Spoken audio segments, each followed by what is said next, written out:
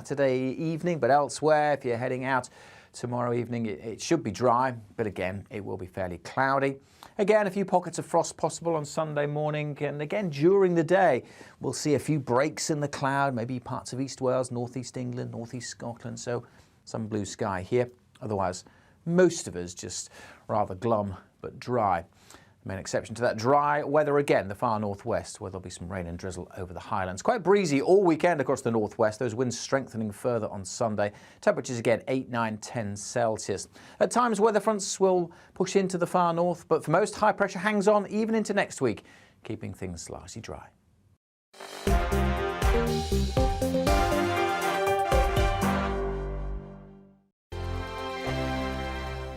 Hello there, I'm Eamon. And I'm Isabel. And you're watching the GB News digital stream across the United Kingdom. And around the world. If you're here in the UK, you can also watch us on your TV screen. GB News is Freeview channel 236. On Sky, we're channel 515. 626 on Virgin Media. Just remember, you might need to retune your TV to watch the channel. Yeah, and if you are doing that, find out more about retuning by going to gbnews.uk.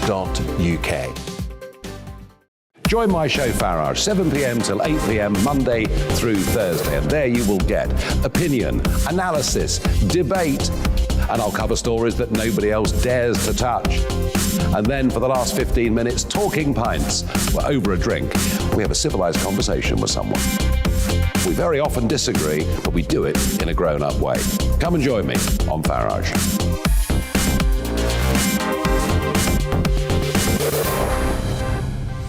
I'm Dan Wootton. Join me Monday to Thursday from 9 to 11 for the feistiest and most fun news debate on TV, where free speech reigns. I'll bring you a sharp take on the day's biggest stories, bombshell newsmaker interviews, and A-list guests. And I guarantee you, no spin, no bias, no censorship, and no reason to go to bed.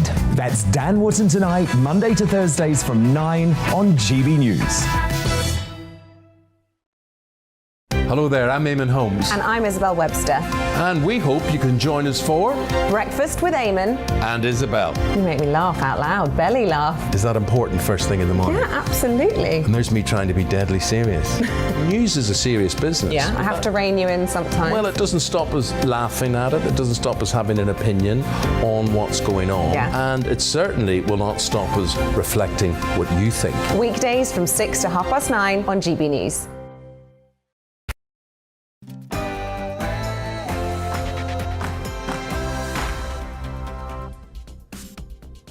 Hey, welcome along. I'm Mark Steyn, live on your telly and live on your wireless. Tonight, 1 month after he quit Boris Johnson's cabinet, Lord Frost is here and with plenty to say. Plus, the COVID fades, and yet the COVID regimes tighten the screws. We'll have a continental view of the criminalisation of the unvaccinated. And, of course, the most important part of the show, your questions and comments. Let me know what's on your mind by email, gbviews@gbnews.uk, or tweet me at gbnews. I see some people want Lord Frost to be Mr. Johnson's Chief of Staff and clean out number 10, while others say, ha, nuts to that, he should be PM. All that coming up first, as always, on GB News, The News with Polly Middlehurst.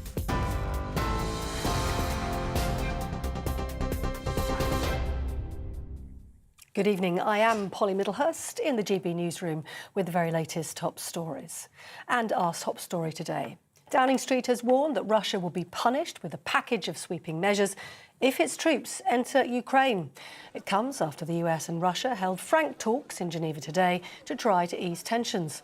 Russia's Foreign Secretary Sergei Lavrov insisted his country had never threatened the Ukrainian people and had no plans to invade the country. The US Secretary of State, Antony Blinken, says it's now up to Russia to decide whether diplomacy or conflict prevails. So that's the choice that Russia faces now. It can choose the path of diplomacy that can lead to peace and security, or the path that will lead only to conflict, severe consequences, and international condemnation.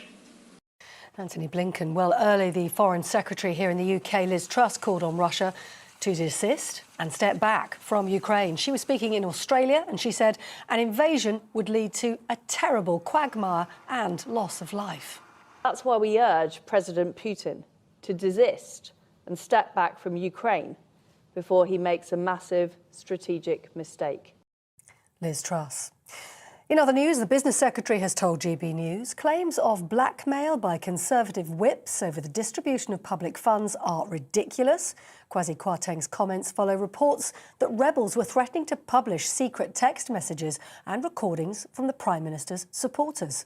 Any idea that the Whip's office have this in their gift, I think should be challenged immediately.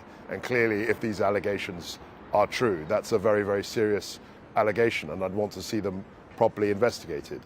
Kwasi Kwarteng there. Well, a former senior Metropolitan Police officer has been jailed for 3 years for using hidden spy cameras to film women without them knowing. Neil Corbell, a detective inspector at the time, booked models for photo shoots before planting gadgets in hotel rooms. The married father of 2 and former counter-terrorism officer pleaded guilty to 19 voyeurism offences, which happened last September. A 33-year-old man has been charged with murdering an 86-year-old woman and trying to kill her husband. Vasile Kulea was arrested yesterday after Frida Walker was killed in the attack at her home in Derbyshire on Saturday. Her 88-year-old husband, Ken, suffered life-threatening injuries and is still in hospital. Entertainment news now, and Cher, Brian May and Bonnie Tyler are among those paying tribute to the US rock singer Meat Loaf, who's died at the age of 74. Meat Loaf's career, which spanned 6 decades, saw him sell an eye-watering 100 million albums with hits just like that, I'd Do Anything for Love, and of course the infamous Bat Outta Hell. He also starred in movies, 65 of them, including the Rocky Horror Picture Show and Wayne's World. On your TV, online and through your radio on DAB+, you're with GB News. Now more from Mark.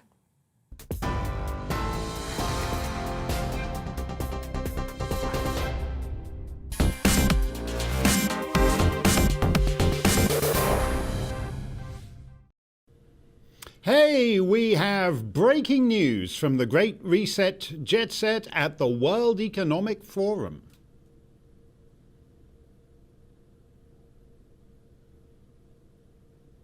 Or maybe not.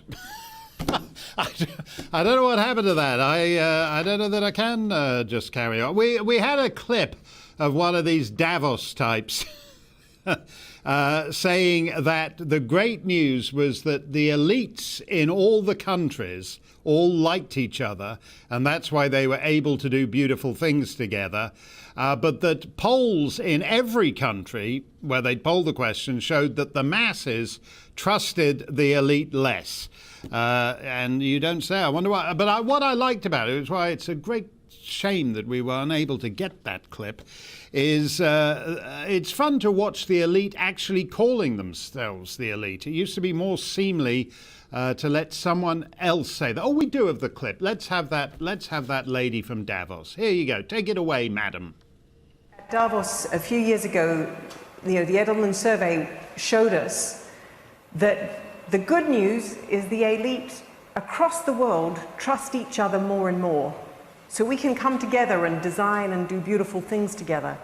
The bad news is that in every single country they were polling, the majority of people trusted that elite less.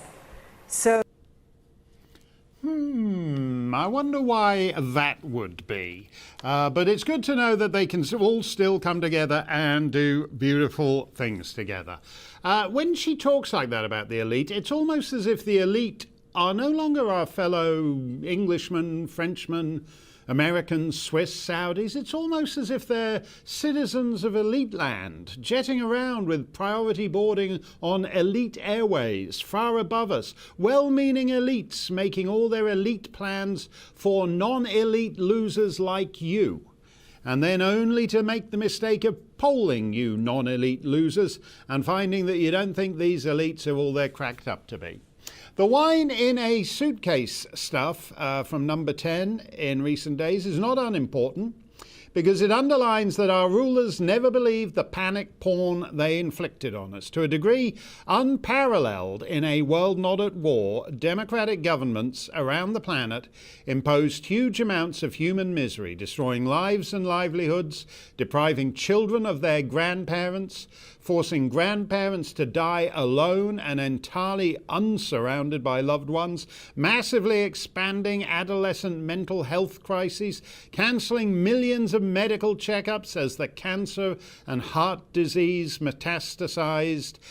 This government, like all governments outside of Sweden, Florida and one or two other places, subjected its citizens to cruelties hitherto unknown in free societies, while they parted on. In a just world, the state would reimburse every single citizen it spent 2 years fining and punishing for doing no more than what the carousing public servants of Number 10 did, giving in to the basic human need for company and conviviality. In a just world. In a healthier society, the masses might well rise up and sack Downing Street, as if its denizens were as offensive to human sight as a 200-year-old statue of some bloke who had a plantation in Antigua. But as George Orwell remarked sadly after an anticlimactic mine workers meeting, there is no turbulence left in England, or in Canada, in Australia, New Zealand, insert your country here. Instead of full reimbursement or sacking of Downing Street, our elites are proposing to replace the Prime Minister with Tweedle Hunt or Tweedle Truss, and a year or two hence Tweedle Starmer. Yeah, that's bound to fix the problem. Omicron is fizzling out.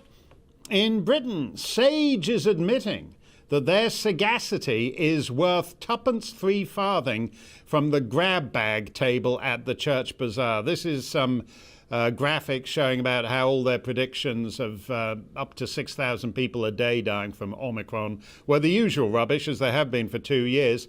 But just because there's no killer virus is no reason not to tighten the screws on the emergency without end.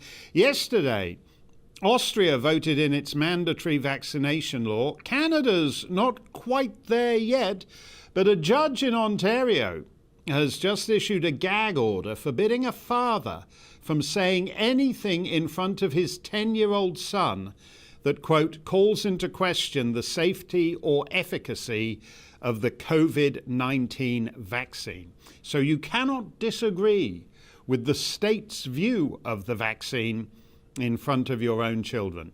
What do you reckon to all this? Email me, gbviews@gbnews.uk, or tweet me at GBNews. Eva Vlaardingerbroek is a Dutch lawyer and commentator, and lockdown hasn't stopped her expanding her incisive commentary to Scandinavia and to North America, and we're delighted to have her across the British Isles. One of the things that's interesting, I want to make sure I don't misquote them, but the German Office for the Protection of the Constitution has called people protesting against vaccine mandates enemies of the state. This is upping the ante from Justin Trudeau calling them racists and Monsieur Macron calling them non-citizens. Now the Germans say they're enemies of the state. Are you worried about where this kind of rhetoric is heading?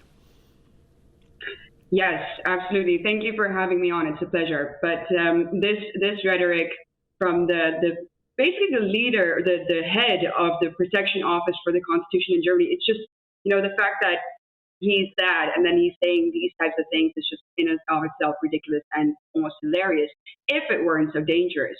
Because if you say that these people who are out there protesting government overreach and who are saying, I don't agree with the narrative of the state, that those people then form a threat to the state, and not just a threat, but like you said, an enemy of the state, that gives the state power to take legal action against dissidents and against people who don't agree. So, of course, that's incredibly dangerous. And we see this narrative not just in Germany, but we've seen it in Austria, we've seen it in Holland, where our states are ramping this up and creating, I think, this legal prerogative to take action against conservative voices, against dissident voices, because it can be used against anybody.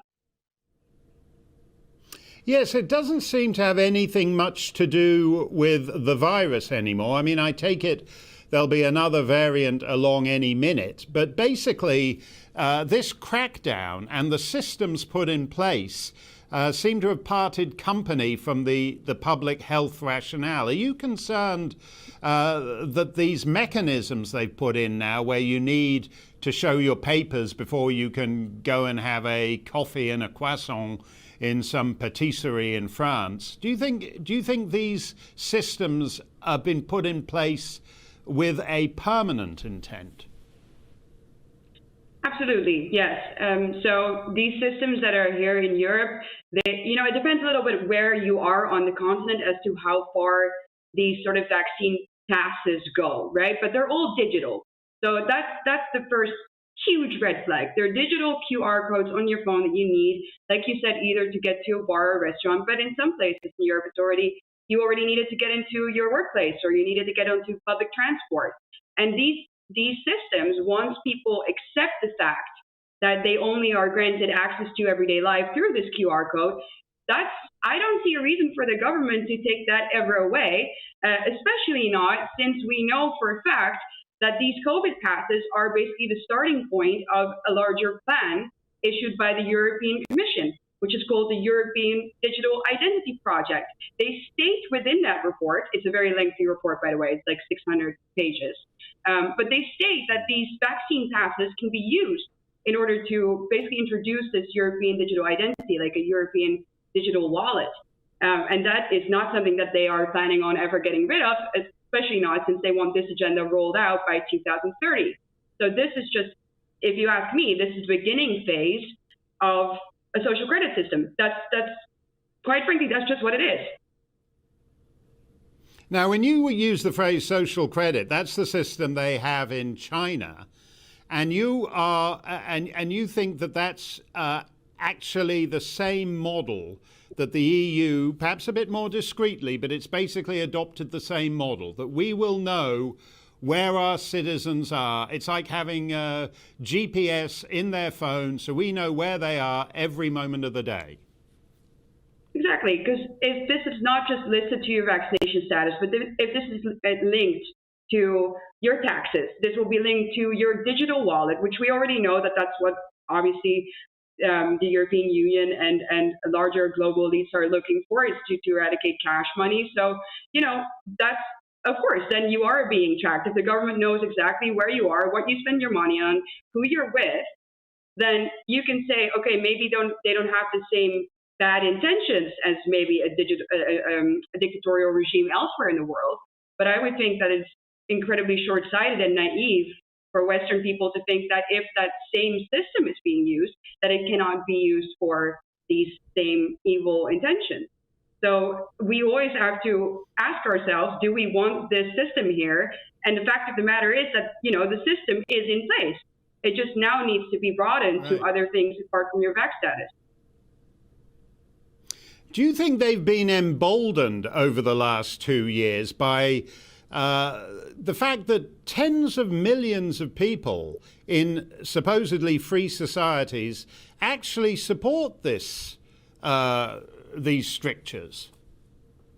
Yes, I think they're laughing. I think they're laughing at us to see how easy a society accepts the fact that basically on a completely non-factual presumption, for example, the lies of the pandemic of the unvaccinated, the rhetoric that we've seen, that we are the cause of all things that are going wrong right now, how easily people accept that, how easily something which people always condemned, the idea of systematic discrimination or systemic discrimination, is just suddenly all right when it's all under the pretext of public health. And it shows now that it doesn't have to be at all factual or based in science. Right now, for example, here in Holland, we are sort of still in a half lockdown. But once they're going to reopen the pubs, for example, they're talking about enforcing a 2G system, which is basically a system where you can only go in if you're vaccinated or recovered. There are reports coming out from the universities here in Holland that are saying these systems don't work at all. They're not scientific. And then still our Minister of Public Health is like, oh, but we still will try it. So they're not even trying to convince us anymore. They just know that they have the power. They know that they have the mandates, and they use it because, well, I mean, there are people going out on the streets and protesting, but that's about it. Yeah, it's very interesting to me as the virus fades, as the variants get weaker, as the vaccines are shown to be substantially weaker than they were promised to be a year ago. What remains is the control, the state control. It's almost as if it was all about state control from the time this thing first blew in from Wuhan. Thank you very much for joining us. You get around various parts of the continent, and I hope you're going to stay on this story because it is going to be one of the defining aspects of European life in the years ahead. Absolutely. Thank you very much, and terrific to see you, Eva. Let me know what you think. GBViews at GBnews.uk. You can ask me anything for Stump the Steyn at GB News if you're a Twitter aficionado. We have an inspirational story for you coming up next, very unusual for me, and Lord Frost will be here imminently, so keep it on GB News. We'll be right back. Good evening. It's not as cold out there this evening as yesterday because there's more cloud around. That cloud is going to make for quite a grey weekend for most of us, but a few spots will continue to see a bit of sunshine, and most of us are not going to see any rain thanks to this area of high pressure that's been ambling across the country for the past couple of days and will stick around for much of next week. There are weather fronts approaching the far northwest and across the Highlands, the Western Isles. There will at times be some drizzly rain, certainly through this evening and overnight, but for most it is a dry night, but with a lot of cloud. Still some breaks in the cloud across eastern England, parts of the south, and where those breaks persist, a touch of frost is still going to happen. But for most towns and cities, warmer than last night, that cloud acting like a blanket and keeping temperatures above freezing. That cloud, though, is obviously going to blot out the sun for most of us during Saturday. Parts of eastern England, northeast Scotland, and across parts of the south will see some breaks in the cloud and a bit of sunshine. That cloud, though, quite thick across the Highlands, Argyll and Bute, with some rain at times here. Otherwise, though, most of us will be dry. Temperatures a little higher than today's values, 7, 8. Top temperatures probably northern Scotland, where we could reach 11 or 12 with a bit of brightness, say Caithness and Sutherland or the Moray Firth. Still some patchy rain across the Highlands, the Western Isles during Saturday evening, but elsewhere, if you're heading out tomorrow evening, it should be dry, but again, it will be fairly cloudy. Again, a few pockets of frost possible on Sunday morning, and again, during the day, we'll see a few breaks in the cloud, maybe parts of East Wales, northeast England, northeast Scotland, so some blue sky here. Otherwise, most of us just rather glum but dry. The main exception to that dry weather again, the far northwest, where there'll be some rain and drizzle over the Highlands. Quite breezy all weekend across the northwest, those winds strengthening further on Sunday. Temperatures again 8, 9, 10 Celsius. At times weather fronts will push into the far north, but for most high pressure hangs on even into next week, keeping things largely dry.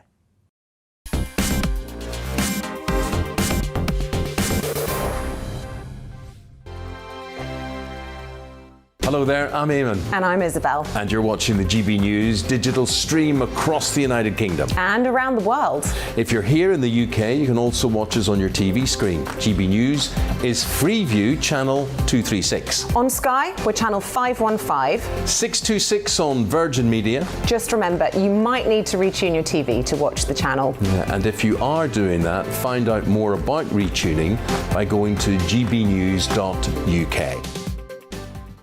Join my show Farage, 7 p.m. till 8 p.m. Monday through Thursday, and there you will get opinion, analysis, debate, and I'll cover stories that nobody else dares to touch. And then for the last 15 minutes, talking pints. We're over a drink. We have a civilized conversation with someone. We very often disagree, but we do it in a grown-up way. Come and join me on Farage.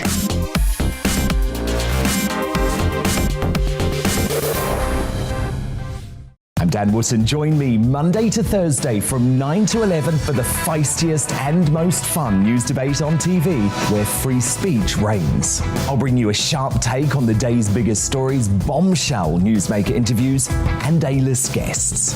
And I guarantee you, no spin, no bias, no censorship, and no reason to go to bed. That's Dan Wootton tonight, Monday to Thursdays from 9 on GB News. Hello there, I'm Eamon Holmes. And I'm Isabel Webster. And we hope you can join us for Breakfast with Eamon and Isabel. You make me laugh out loud, belly laugh. Is that important first thing in the morning? Yeah, absolutely. And there's me trying to be deadly serious. News is a serious business. Yeah, I have to rein you in sometimes. Well, it doesn't stop us laughing at it. It doesn't stop us having an opinion on what's going on. Yeah. And it certainly will not stop us reflecting what you think. Weekdays from 6 to 9:30 on GB News.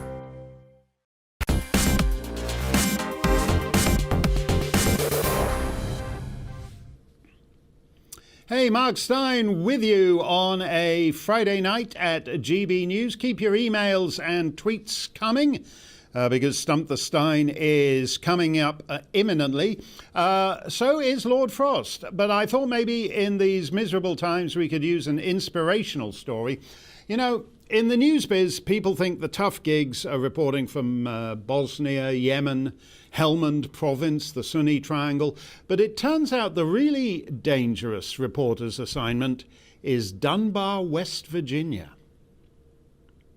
Experience, unfortunately, in freeze-thaw, we see this, water main breaks.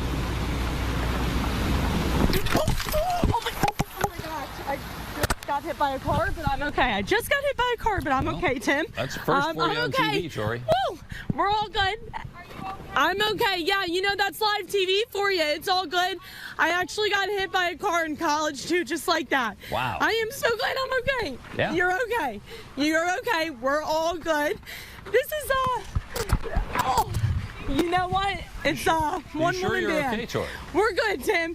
Man, sure you're you okay? are so sweet, and you What a trooper. That's WSAZ reporter Tori Yorgi, or WSAZ as we would say over here, except it's not over here, it's in West Virginia. Tori Yorgi getting hit by a car and carrying right on with her report, even as she's lying prone on the pavement. Tori Yorgi joins us now. First, I should say, as your anchorman didn't really seem interested in asking, how are you feeling after that? He took it all in his stride and couldn't wait to get back to the upshot of the report. But how are you feeling? I appreciate you having me on and asking. I feel a lot better. I am less sore today than I was yesterday, so that's good. But my anchor couldn't see what had happened.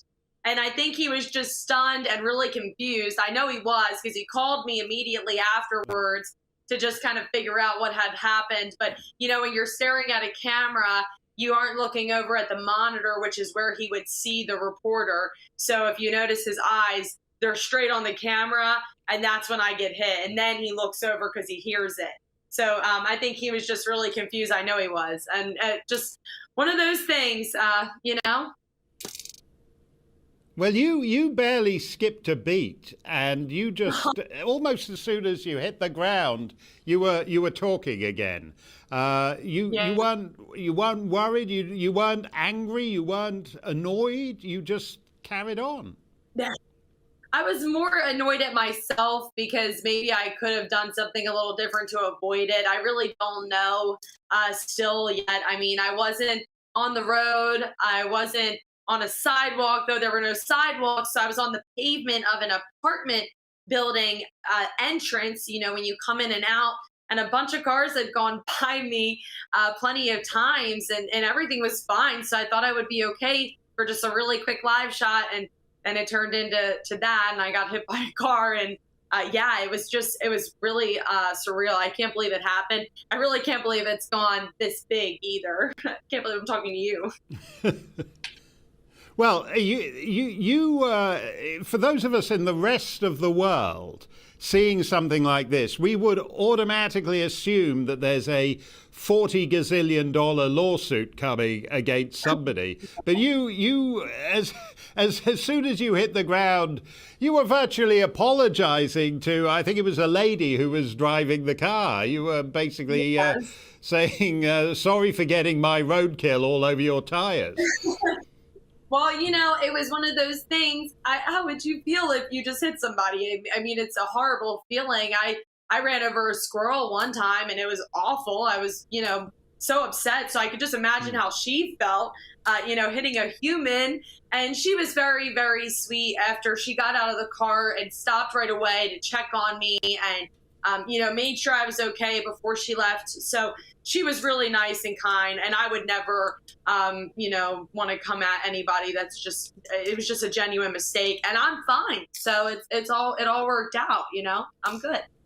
Well, you must be the least litigious American on the planet, because that's almost like an un-American activity, not suing for a gazillion dollars. This was pretty much your last hit for the station, because you're on your way to another TV outlet now. Is that right? Yes, I'm moving a little bit closer to home. I'm going back to Pennsylvania, Pittsburgh area specifically. So today is my last day at work, and it's really emotional because I love my job and I love everyone here. And just to, be clear, I was by myself out there, but that's just what we do every day in this particular market. And in a lot of markets across America, this is how we are run. You do one woman or one man bands, we call them. You're out there shooting video, writing, editing, reporting by yourself. I signed up for this job. I knew what I was getting into when I signed up. And, it's just one of those things. It was an unfortunate freak accident that I don't even know if it could have been avoided, because I feel like we were all safe and she was just coming out of the complex. So luckily she wasn't going that fast, but fast enough to definitely knock me off my feet. Well, I've got to say, if you hadn't just got a new job, I'd advise just submitting that as your show reel to any TV station around the world, because it shows terrific pluck and verve, and it's just a fantastic moment. Almost everything. I would probably stage something like that myself if I thought I could pull it off half as well as you, Tori. Congratulate. As I said, it's the only thing you'll ever need on your show reel. Not even just for TV, if you go into any other industry, because it says a lot about your character. Thank you very much, Tori. Well, thank you, Tori. Best of luck in Pittsburgh. Remember, by the way, I looked up this West Virginia town you were in, and it's about 7,000 people, I think. And Pittsburgh is an awful lot bigger with an awful lot more cars. So all I'd say is take care, because the novelty will wear off if you start doing it every week. That's the point. That's just like a tip. You got to keep it once every couple of years. But I'm glad to see you're looking great, Tori, and best of luck in Pittsburgh. Thank you very much. Thank you. What are we going to do? Thank you. What are we going to do? Oh, a few of your comments. Let's do a bit of Stump the Steyn here. David says, who do you think will be the next Prime Minister if Boris Johnson goes? Well, I couldn't have made it any plainer. I was going on about Tweedle, whatever he's called, Tweedle Hunt and Tweedle Truss and Tweedle Starmer. Basically, we're living in extraordinary times where Western civilization is actually sliding off the cliff, and most citizens of Western nations aren't even aware of it. And one reason they're not aware of it is because their leaders don't even want to talk about it, because their pollsters and consultants tell them, well, people would find it a bit of a downer if you were to say that Western civilization is sliding off a cliff and we're all doomed. So it's not terribly positive. But the reality is that unless you have a leader who wants to get serious about the long-term decline in the West, then it doesn't really matter if you're just swapping prime ministers. You're just rearranging prime ministers on the Titanic. It's like in the bar, they're all there in different chairs and you just shift them around. A Twitter user says, has Boris prevented a war by sending anti-tank missiles to Ukraine? I couldn't honestly say that. I think it's good that he's given just practical support. The Ukrainians don't want anyone to come in and do their fighting for them. They would like some better equipment. They would like to control the skies in particular. And that's very easy to do, to give them the right equipment to defend and fight for themselves. But two interesting things. Joe Biden, the supposed leader of the supposed free world, has ruled out any troops. So Putin says if he goes into Ukraine, he's not going to be fighting Western troops. Then Germany says the one thing they worry about, these oligarchs, Putin and the oligarchs, is they keep all their money in the usual places.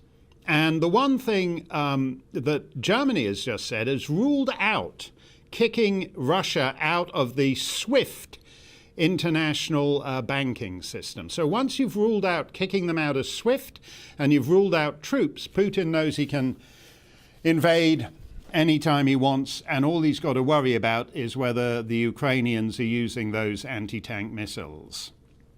Andrew says, thoughts on Andrew Gardner and potential Chinese espionage in Parliament. Well, when this story broke, I said that the Chinese had bought up everyone around the planet they need to buy up. It doesn't matter whether you're talking about Joe Biden's son, it doesn't matter whether you're talking about our most eminent universities, but it also extends to relatively unimportant backbenchers in Parliament. This goes on every day of the year around the world. And the only reason they have £500,000 to give to some no-name Labour Party backbencher is because America, both sides, but principally the chamber, the so-called right of the Chamber of Commerce, right, that's to say the business right, thought it was the deal of the century to outsource almost the entirety of American manufacturing to China. As a result, China is flush with cash. It was the only country to increase its GDP during COVID year 2020. It has tons of cash to walk around the planet buying up whoever they want to buy up. Janet says, what is the greatest threat to freedom of speech in our time? Big tech, big government, some nefarious combination. Well, the combination is already there. Who are the guys who did well out of COVID? Jeff Bezos at Amazon and Mark Zuckerberg at Facebook. Jeff Bezos, I think, just spent $100 million on a new estate in Hawaii. These guys are far richer than that poor broken down Earl in Downton Abbey, and their alliance with big government, nothing good will come of it. Don't touch that dial. We're coming right back with Lord Frost.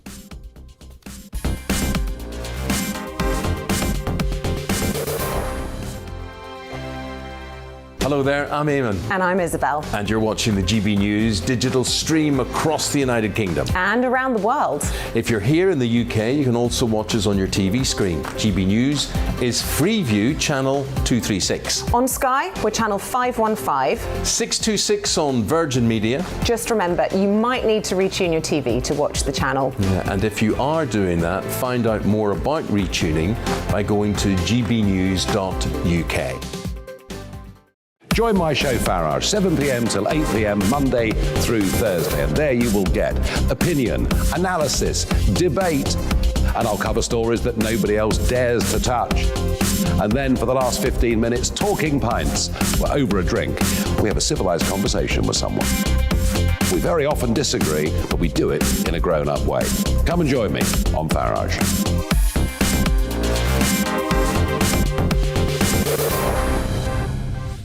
I'm Dan Wootton. Join me Monday to Thursday from 9 to 11 for the feistiest and most fun news debate on TV, where free speech reigns. I'll bring you a sharp take on the day's biggest stories, bombshell newsmaker interviews, and A-list guests.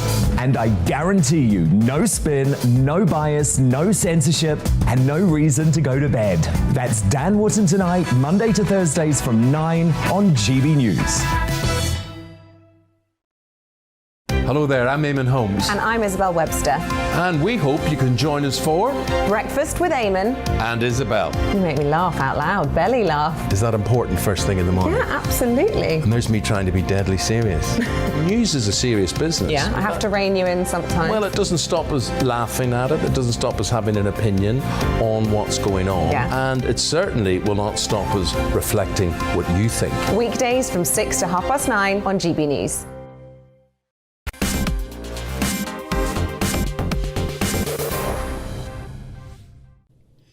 Mark Steyn live on GB News TV and simultaneously live on GB News Radio. Lord Frost was Britain's chief negotiator for exiting the European Union. He has a slightly amorphous presence in the public mind because he was a diplomat who became a sort of advisor and then a sort of minister and then a cabinet minister, all while holding down that Brexit portfolio. But the gist of it all seemed to be that it was the man who mattered and the office was merely tailored to him.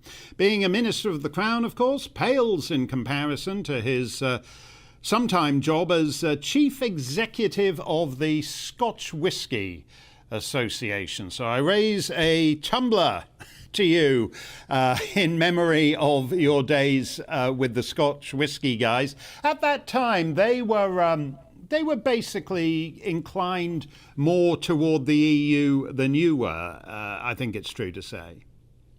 Yeah, they probably were. Great to talk to you, Mark. They probably were a bit, but they're one of the few trade associations that isn't up for just protecting the industry. They want free trade, they want low tariffs, they want lots of exports. So in that sense, they're part of what global Britain is trying to do now. Well, you in your last few months in office were giving all these rather interesting, if underreported, speeches hither and yon, and there were a couple of phrases there that leapt out at me. I think you said this in Lisbon. Brexit is about doing things differently, not for the sake of it, but because it suits us and because it creates a greater variety of alternative futures. That's an intriguing phrase, a greater variety of alternative futures. What do you mean by that? So Brexit was about bringing politics home. It was about bringing democracy back to Britain so we could set our own rules, make our own destiny in the world again. And that means that we've got to win the arguments here again. For people like me, that means winning the arguments for free markets, for freedom of speech, for free economies. But other people don't think like that. We've got to win those arguments. So in that sense, there's a variety of futures, but they're futures that we choose now as British people, forging our own destiny in the world, making our own future and succeeding or failing on our own 2 feet. It's a slightly intriguing phrase to use in late 2021, though, because I doubt there's ever been a time across the Western world where on the principal issue, which is the COVID, there was a one-size-fits-all public policy imposed everywhere except Sweden. That's kind of odd, isn't it?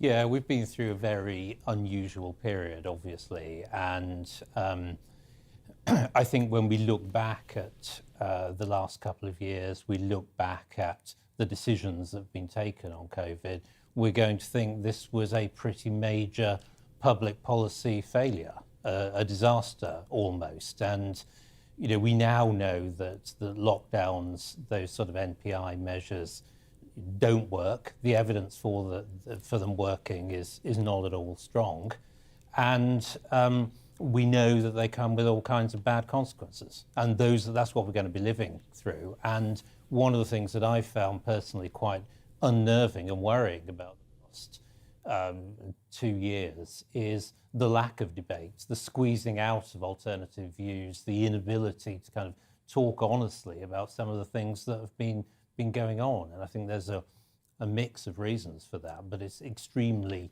troubling for people who believe in freedom, and we really must draw a line and move on and never go back. Well, I think you described yourself as a free speech zealot, and that's certainly how I feel about it. A free speech. I don't think I'm a free speech absolutist, because I don't think what we're seeing now. I mentioned earlier this Ontario judge who's basically forbidden a dad to criticize the government in front of his 10-year-old son. There doesn't seem to be a culture of free speech in countries that once took that for granted, by which I mean essentially the Anglophone democracies. Are you concerned about that? Yeah, I'm extremely concerned. I mean, when I was young, you used to hear people saying all the time, it's a free country, when people said something they didn't agree with. And you don't hear people saying that quite as often as I used to. And I do think it's, there are some rather strange pathologies being released in the last couple of years that go to the heart of what it means to be a Western society.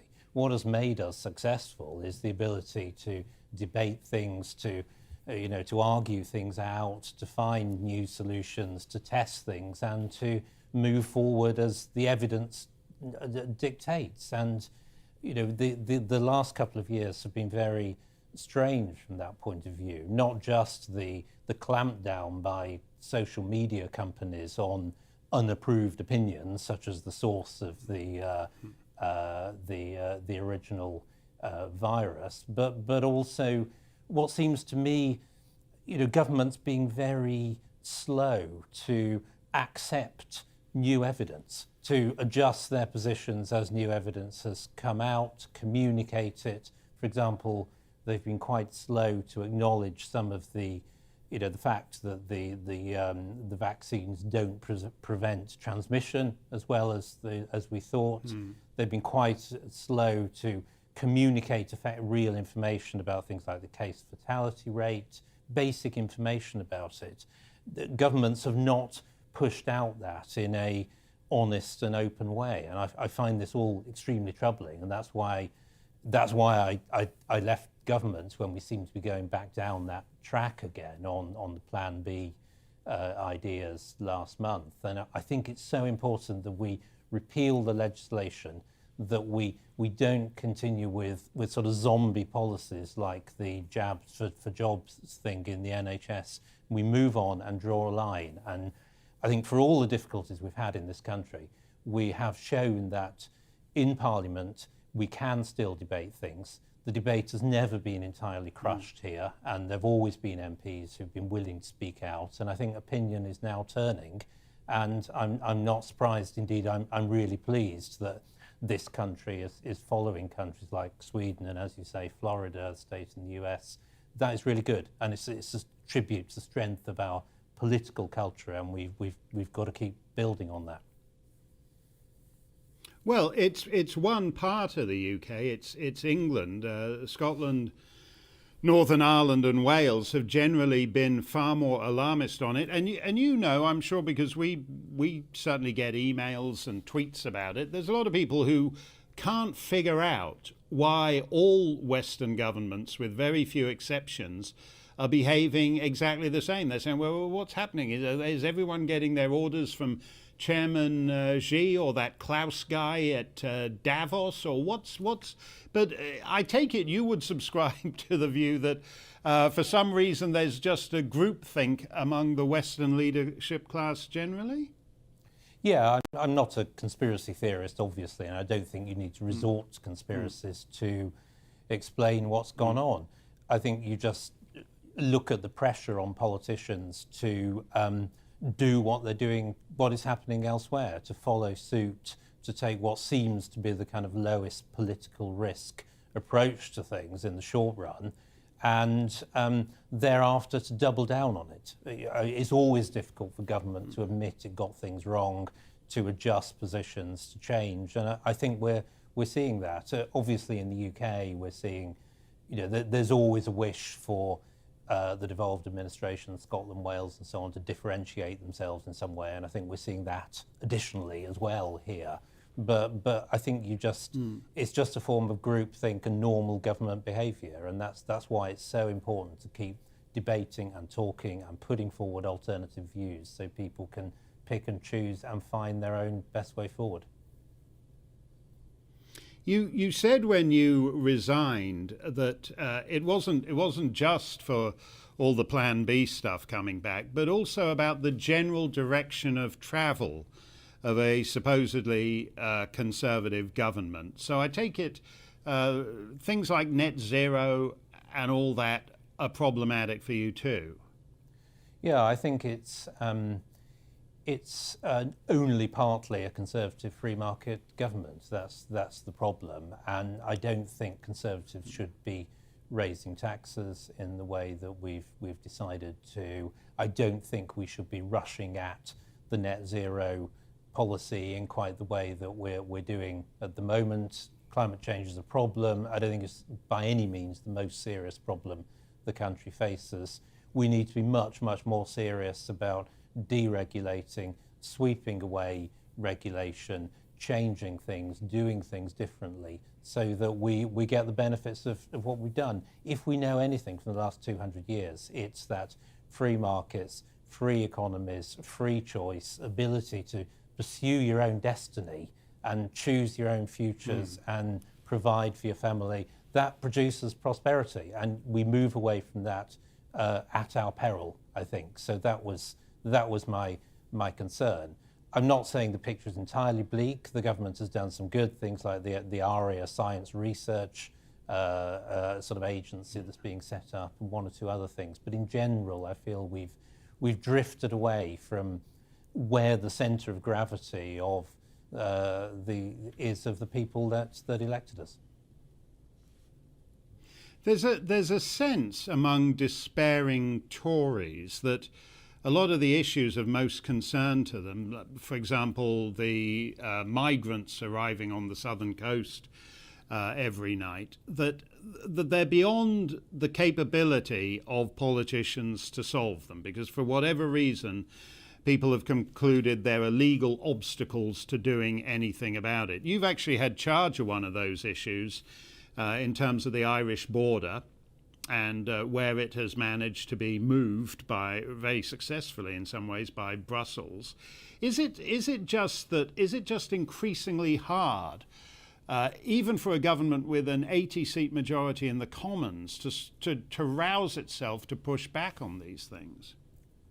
So I think modern governments are enmeshed in a web of treaty commitments, of international commitments, of previous legislation, of assumptions and custom and practice about how you do things. And in this country, in particular, those treaties are interpreted by judges and lawyers and in-house lawyers in government in particular ways. And it can be really difficult to shake yourself free from that and realise that other courses of action are possible. I think what we have seen in the last few years, and Brexit was part of it, but it's not the only part of it, is a sense that these sort of webs based on international institutions, ways of doing things, are not necessarily in the interests of everybody in a country. And what we were trying to do with the protocol, and what Liz Truss is still going to be trying to do, is work within that framework to try and get to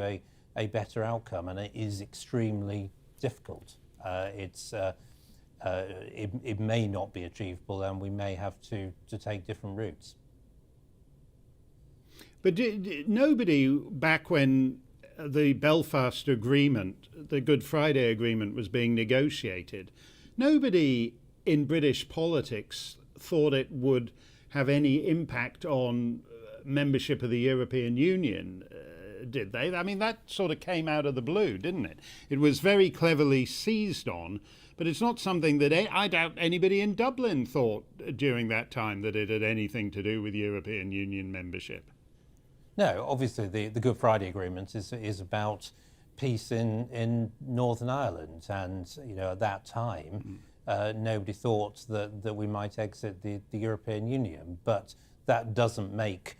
I think the problem we've got now is that the protocol is actually undermining the Good Friday Agreement. It was agreed in extremely difficult circumstances when we've been handed a really poor draft agreement by our predecessors that wouldn't go through Parliament. We had Parliament blocking us leaving without any agreement, without an agreement. So we had to do the best we could, and we prioritised certain things. We were doubtful, I was certainly doubtful, that some of the protocol would work well, and it needed really careful handling, and it hasn't got it.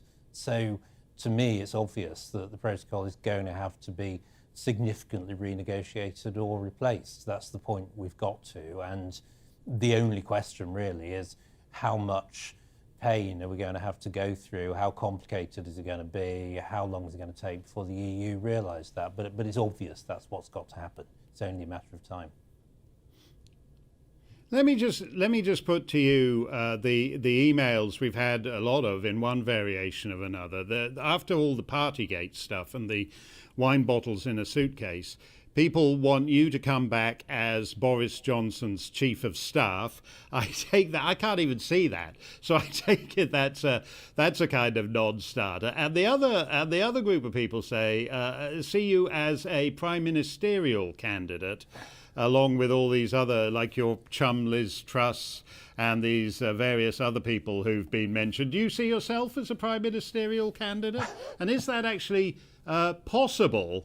I don't know. I don't understand Tony Blair's wreckage of the House of Lords in full, but I do know that at the time of the 14th Earl of Hume, it wasn't possible to renounce a life peerage or a peerage of the first creation. So I'm not sure whether you can become Prime Minister, but are you up for it?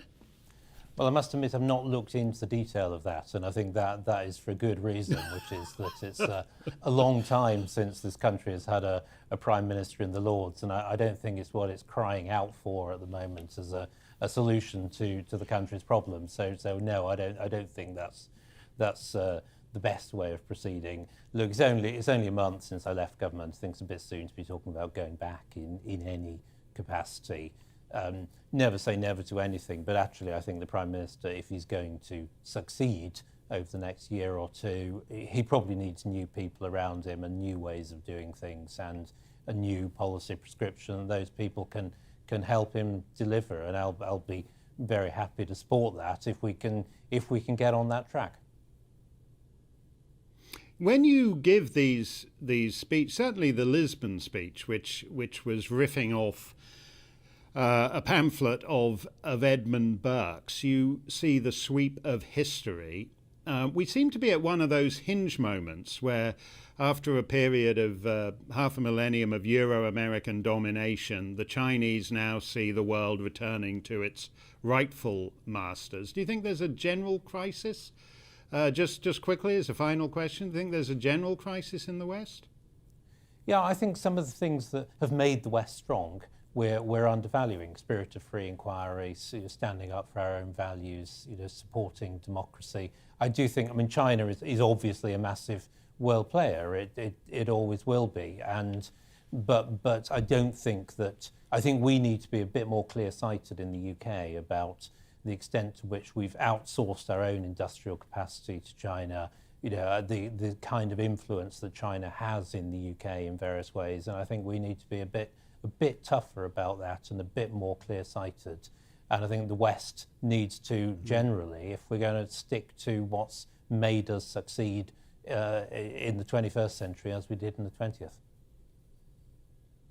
Absolutely, that's very true. We need to be, if we're going to survive, we need to be true to ourselves and our best traditions. Lord Frost at liberty, as resting actors used to say. Great to see you. We're all out of time, but never fear, the one and only Alistair Stewart is in the wings and itching to have at it. Have a spiffy weekend. I'll see you Monday, an hour later, 8 p.m.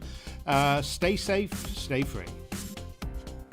Good evening. It's not as cold out there this evening as yesterday because there's more cloud around. That cloud is going to make for quite a grey weekend for most of us, but a few spots will continue to see a bit of sunshine, and most of us are not going to see any rain thanks to this area of high pressure that's been ambling across the country for the past couple of days and will stick around for much of next week. There are weather fronts approaching the far northwest and across the Highlands, the Western Isles. There will at times be some drizzly rain, certainly through this evening and overnight, but for most it is a dry night, but with a lot of cloud. Still some breaks in the cloud across eastern England, parts of the south, and where those breaks persist, a touch of frost is still going to happen. But for most towns and cities, warmer than last night, that cloud acting like a blanket and keeping temperatures above freezing. That cloud, though, is obviously going to blot out the sun for most of us during Saturday. Parts of eastern England, northeast Scotland and across parts of the south will see some breaks in the cloud and a bit of sunshine. That cloud, though, quite thick across the Highlands, Argyll and Bute, with some rain at times here. Otherwise, though, most of us will be dry. Temperatures a little higher than today's values, 7, 8. Top temperatures probably northern Scotland, where we could reach 11 or 12 with a bit of brightness, say Caithness and Sutherland or the Moray Firth. Still some patchy rain across the Highlands, the Western Isles during Saturday evening, but elsewhere, if you're heading out tomorrow evening, it should be dry, but again, it will be fairly cloudy. Again, a few pockets of frost possible on Sunday morning, and again, during the day, we'll see a few breaks in the cloud, maybe parts of East Wales, northeast England, northeast Scotland, so some blue sky here. Otherwise, most of us just rather glum but dry. The main exception to that dry weather again, the far northwest, where there'll be some rain and drizzle over the Highlands. Quite breezy all weekend across the northwest, those winds strengthening further on Sunday. Temperatures again 8, 9, 10 Celsius. At times weather fronts will push into